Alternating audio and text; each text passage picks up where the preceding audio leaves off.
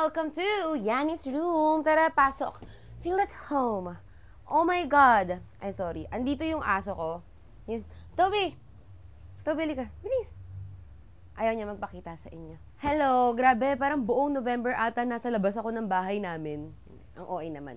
Pero parang ngayon na lang ulit ako makakapag-shoot dito kasi dalawang beses ako nag-LB, dalawang beses ako nag-LU, tapos nakapag-Hong Kong ako noong November. Hindi ko alam kung ano nangyayari nung buwan na yon, pero ayun, ngayon lang ata ako mapipirme sa bahay. Kasi, oh my God! December na! Woo! Happy birthday, Lord Jesus! Every time magre-resurface yung video na yon, feeling ko talagang nadadagdagan yung kasalanan ko. Pero, ayun, Merry Christmas guys, advance from my family to yours. Sorry rin kung medyo mas malakas yung jeep at saka kung naririnig niyo yung electric fan right now. Kasi gusto kong itry na mag-shoot ng may electric fan. Kasi guys, hindi ko na kaya mag-shoot ng sobrang init. So gusto ko makita if sobrang ingay ba if may electric fan. If maingay, then sa next episode, wala ng electric fan. Kasi 2 episodes yung bala kong i-shoot today. Episode 3 na tayo. Ah! So, for our 3rd episode, ang gusto kong pag-usapan ay, honestly, hindi ko alam kung paano to sisimulan. Kasi hindi ko alam kung anong tawag dito. Is it drawing? Like, pag-draw ng, Diyos ko? Pag-draw ng boundaries ba between me and my audience? Or what? Hindi na para magpa-humble. Siyempre, kino-consider ko naman na yung sarili ko as a public figure. Wow, a public figure. I mean, as a content creator, syempre, sobrang out and about sa internet.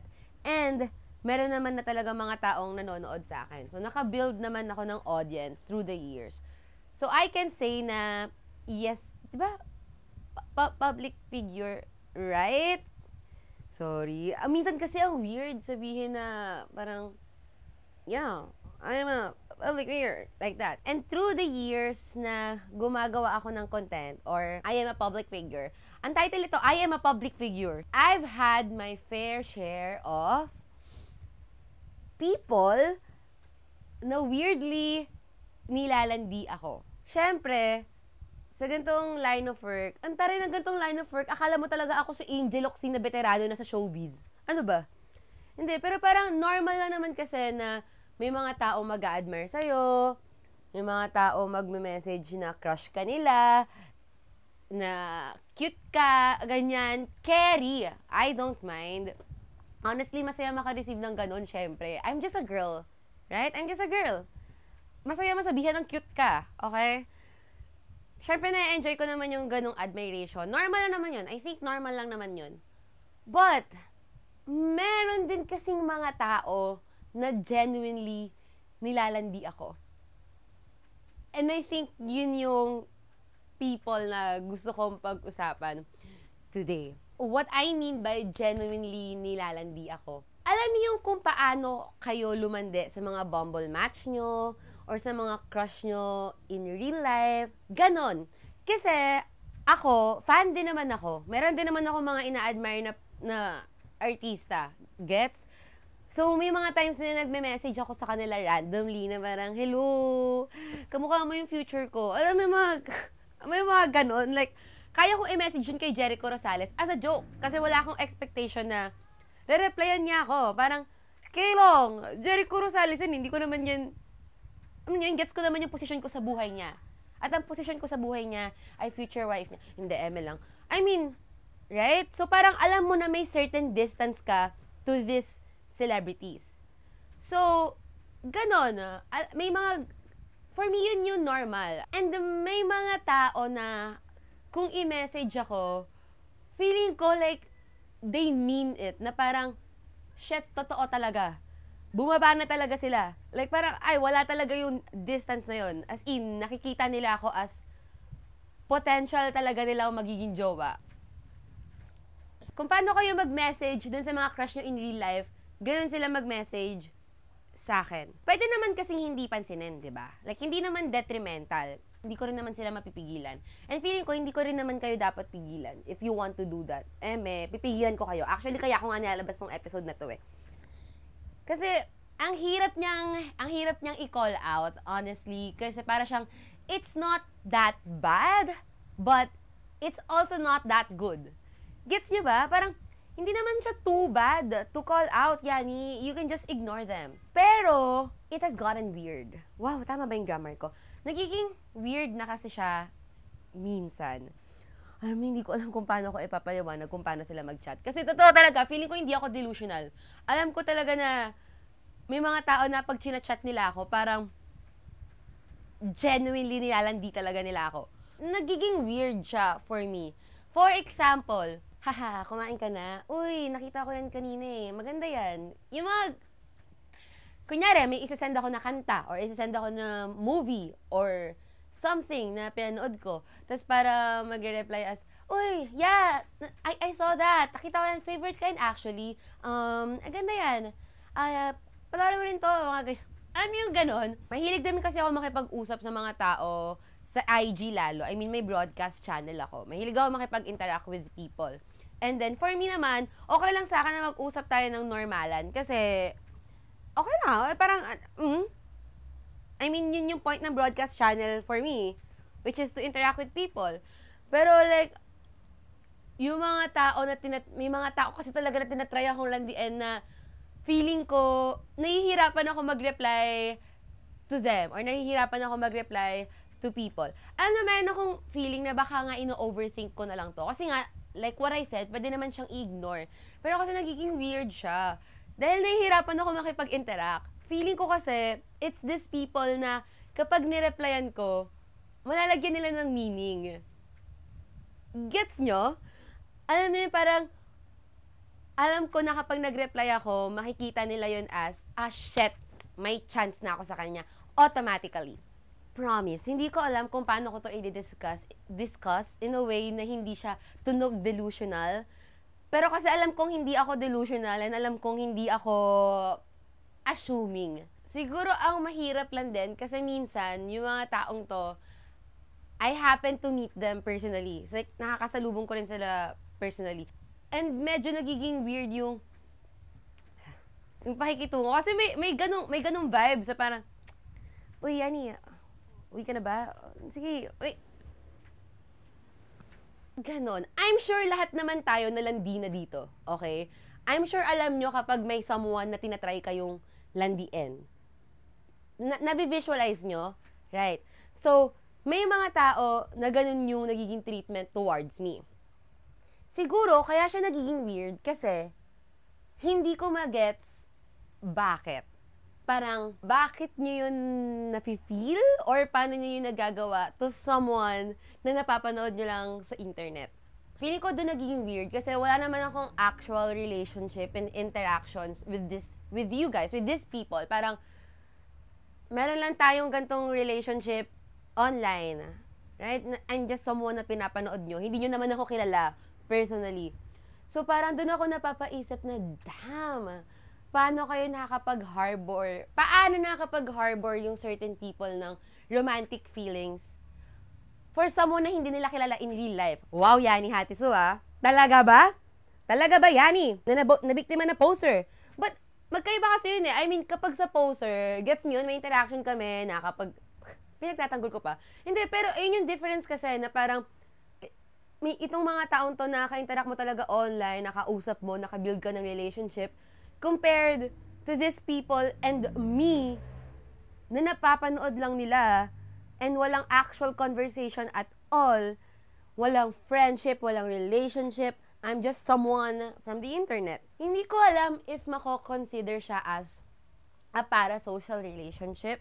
So, parasocial relationship ay yung one-sided relationships na parang yung isang person, meron siyang emotional attachment, meron siyang emotional energy na binibigay to the other person na unaware of their existence. So, yun yung parasocial relationship.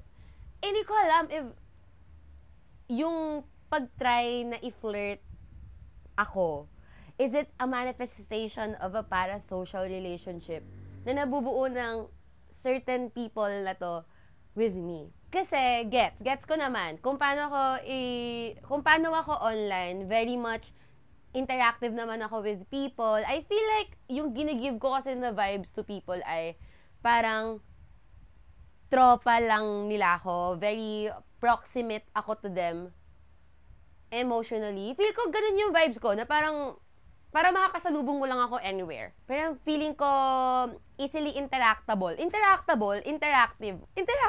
ako with people. So, feel ko yun yung reason kung bakit minsan naiisip ng mga tao na parang kilala lang nila ako like that. Iniisip ko, yun ba yung reason kung bakit may mga tao na feeling nila attainable ako for them? Pangit ba yun pakinggan? Hindi ko naman sinasabing hindi ako attainable for people na parang antaas-taas ko. Pero kasi feeling ko, for certain people, nawawala yung distance between me and them. Parang hindi nila nakikita na, fuck, hindi ko naman kilala si Yani personally. Like, feeling ko, just because sinishare ko yung huge part of myself sa internet, hindi ibig sabihin nun, guys, ako ay inyong, paano ko ba ito i-word? Hindi ibig sabihin nun, guys, ako ay someone na you can have intimate relationships with automatically. Gusto ko i-clarify yun kasi ayoko namang ma-feel ng mga nanonood sa akin na, fuck, gustong-gusto pala ni Yani na ang layo niya sa atin. Pero kasi meron talaga tayong certain line, I believe. Na by that, I don't mean na parang mas mataas ako sa inyo and mas mababa kayo sa akin. Pero gets nyo ba yun? Basically, hindi tayo childhood friends, hindi tayo best friends, hindi ako yung someone na nag-exist in your real lives. I mean, hindi. Nag-exist ako in real life, pero basta, I am an internet person na pinapanood nyo online and that's why may difference siya kapag meron kayong trinay na i-flirt na people na nag-meet nyo talaga in real life, meron kayong actual interactions and relationships between kapag nag-try kayong mag-flirt with me. Minsan talaga naiisip ko na parang feel talaga ng mga tao easily attainable ako. Which is something na I don't think gusto ko yung feeling na yon. Alam nyo, hindi nga lang to limited to mga tao na tinatry akong landian romantically. Meron din kasi mga people na nagiging sobrang feeling close sa akin. And again, okay nga lang talaga kasi sa akin makipag-friends kung sino man nanonood sa akin. Kapag nakikita naman ako ng mga tao in person, I believe very approachable naman ako and very friendly naman ako. Like, nag-strike naman ako ng conversation. Hindi naman ako sobrang, na parang, influencer ako, please stop talking to me. Hindi naman ako ganon. Pero feeling ko, may mga tao kasi talagang nasusobrahan. As in, may mga tao na parang kung biruin nila ako in person, akala mo talaga best friends kami since grade 3. Kung i-joke ako or kung laitin ako, alati. Uy! Saglit lang. Hindi to harsh. I feel like hindi naman harsh sabihin. Pero parang I think sometimes people forget na hindi naman tayo that close. And every time iniisip ko, bakit may mga certain people na feeling ko na-cross yung line, or feeling ko nagiging too comfortable with me, iniisip ko if dahil ba talaga yun sa kung paano ako online. Feeling ko yes. Feeling ko big part of it is because parang tropang na-witness nyo lang talaga ako online. Ayun, hindi ko nga alam kung paano to i-call out. Kasi parang ang weird. Hindi ko alam if magiging weird yung tunog na ganito ako ka-bothered by some interactions of people who watch me. Kasi pwede ko naman nga talaga silang ignore and it really comes with the job. Wow naman, it comes with the job. Akala mo naman talaga, I am a child star. Napapaisip lang talaga ako, paano to kinakaya ng certain celebrities? Like, paano yung iba pang sobrang sikat talaga? Sila Catherine Bernardo or sila Vice Ganda. Meme Vice, meron din bang lumalandi sa'yo? Please let me know. Actually, feeling ko mas malala to for Beanie. Okay. Yun yung iniisip ko minsan na parang, dapat ko na ba tong i-call out? Or dapat ko na ba tong pansinin? Kasi I'm sure parang other celebrities have it way worse than me. Kasi alam niyo ba yung nangyayari with Beanie? Na, di ba madaming mga nagpo-post about them na, girlfriend ko yun eh. Honestly, feeling ko yung iba kasi parang sinasabi lang na hindi naman super serious na sinasabi na girlfriend ko yan. I mean, di ba, sa mga fans, kung paano tayo with our idols, Ganun ako kay Chanyol. Boyfriend ko yun eh. Pero kasi meron talaga mga certain people, feeling ko lagi ko nakikita to sa Facebook, na as in kiniklaim nila na girlfriend nila si Colette or girlfriend nila si Maloy. And, oh my God, naalala ko nung umabot sa point na may mga taong nag-e-edit ng TikTok videos na yung AI, yung yayakapin nila si Maloy or si Colette or si Mika. Parang dun ako, oh my God. Honest ha, minsan gusto kong tanungin si Maloy na parang, sis, hindi ka ba nawi-weirdohan? Medyo creepy eh. Alam niyo yun? Feeling ko, yung nagiging difference ko from them is, sila kasi, malaki na talaga sila. Like, parang feeling ko, yung mga people na ginagawa yun, gets nila na hindi nila ma-achieve. Grabe ang sama nung hindi nila ma-achieve. Pero gets, parang feeling ko yung mga people, kapag nagpo-post sila ng ganun about sa Bini, parang may certain understanding sila na may distance between them. Feel ko with me, may certain people na hindi nakikita yung distance na yon or nawawala yung distance na yon just because siguro relatively, syempre, mas maliit yung following ko to these people or just because sobrang dali kong maka-interact online. Nakukuha nyo ba? Nagigets nyo ba yon? Feel ko nandun ako medyo tricky kung ano yung area that I'm in na parang hindi ako too big of a celebrity. Celebrity? Like parang hindi ako too big of a celebrity kaya parang understandable na for people na kapag lalandi nila ako, alam nilang pa-joke lang. But at the same time, I feel like hindi rin naman ako too small. Parang kapitbahay nyo lang ako na crush nyo since high school kayo. Gets? Kaya siguro siya nagiging tricky for me. Again, clarification, wala akong problema if mag-reply kayo ng crush nyo ako, ang funny mo, like sobrang binibigyan mo ako ng kaligayahan sa buhay, I admire you, ganda-ganda ako sa'yo, Yani, please i-message nyo ako na gandang-ganda kayo sa akin. I don't fucking mind. Pero yung mga certain people talaga na alam kong gumagawa sila ng move sa akin, siguro dun lang nagiging weird. Yun yung nagiging weird for me. Na, if kilala nyo yung sarili nyo, kasi unfortunately, nakikilala ko kayo, kasi nag-i-stand out talaga yung messages nyo, guys. Pag pinag-compare nyo yung message nyo dun sa mga people na parang genuinely just admiring or out of, like, joke lang talaga, makikita nyo talaga yung message nyo kasi basta magigets nyo. Parang, siguro, to these people, idadamay ko na rin yung mga people na kapag nami-meet nila ako, sobrang feeling close. Okay, hindi ko naman, hindi, sige, gusto kong sabihin sa inyo na stop. Grabe, magpapaligoy-ligoy pa ako. Mag-iisip pa ako ng words na kind enough para hindi kayo super ma-uncomfortable. But, minsan kasi, hindi minsan, nagiging weird na nagiging uncomfortable na siya at times. I'm just a person from the internet na pinapanood nyo. And, feel ko I don't like feeling na parang meron kayong impression na kayang-kaya nyo akong kunin. And again, hindi to pagmamayabang. It's just that, I feel like valid naman. Valid naman sabihin na, guys, meron tayong line, meron tayong boundary na I wish hindi makross. Yun lang. Wait lang, ano yung tumutunog? What the hell? Sorry, may tumunog lang sa labas. Ewan ko, naglilinis ata sila ng aircon. Ang hirap pala mag-shoot ng umaga, no? Kasi ang dami nangyayari sa umaga. Ang weird pala i-discuss nito without feeling like na parang ang yabang-yabang ko. Well, I'm just a girl na merong boundaries. I think normal lang naman yun. Don't get me wrong, I don't want you people to stop interacting with me. I very much appreciate that. Na-enjoy ko mag-interact with people din na nanonood sa akin online. Yeah, right? Gustong-gusto ko nakabuild ng community. Okay? Let's not make it weird for each other. Iyon lang siguro. Okay! Damn! Gusto ko kasi mag-leave ng question. Ano ba ang question na... Ang weird naman kung sabihin ko, sinong public figure or celebrity ang nagkaroon kayo ng parasocial relationship with?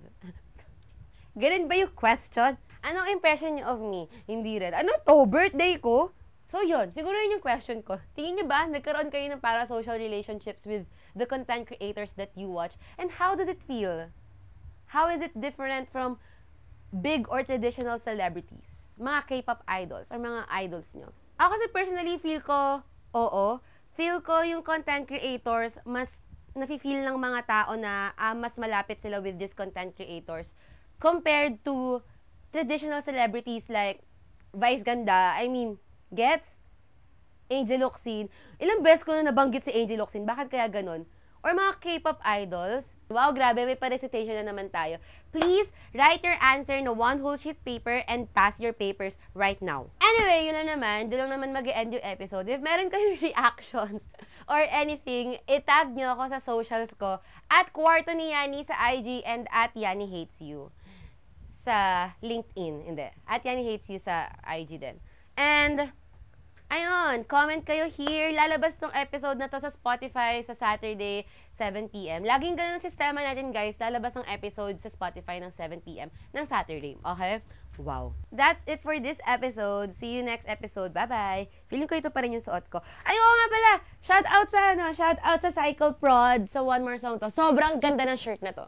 Hindi nila to sponsor, by the way. Binili ko to. Gusto ko lang sabihin na ang ganda ng shirt. Okay, yun lang. Bye! Main ka na. Keme, baka umasa kayo. Bye-bye.